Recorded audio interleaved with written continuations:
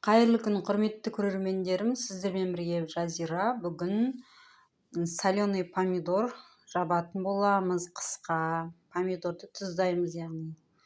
Осылай 2 литрлік банкі менде жуып алдым. Ешқандай да стерилизация жасаған жоқпын. Енді помидорларды саламыз, бір чесноқты турап салып жібереміз. Турамай салсаңыздар да болады. Енді мен сіздерге бүгін ең сенімді атылмайтын жолын айтпақшымын. 1,5 ас қасық тұз салдым. Және дәміне қарай лавровый лист, яғни лавр жапырағын саласыздар. Менде 1 литр су кетті банкіге, осы 2 литрлік. Осылай барлығын салып алғаннан кейін, мінекей, қақпақты да бір қайнатып алдым. Осылай менде бір кастрюльге қайнатып алам. 4 банкі сиятын болды. Мінекей, ешқандай да банкілерді қайнатқан жоқпын. Және бұл сенімді түрі мен үшін. Егер сіздерде қандай да бір жолы болса, комментарийге жазып кетіңіздер.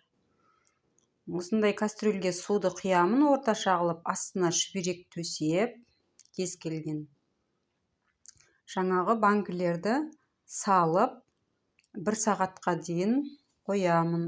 Банкінің ішіндегі су қайнап, помидорлар аздап жарылып бастаған кезде алып, оны жауып тастайтын боламын.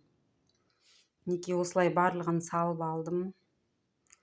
Енді осыны қайнатып қоямын.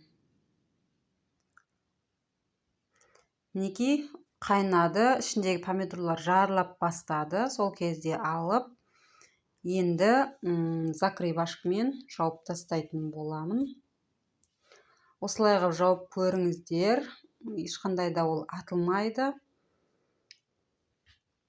Сол үшін сіздермен бөлісейін дедім. Достар, егер ұнаса менің банк жабу әдісім, каналға жазылып, лайк басып кетіңіздер.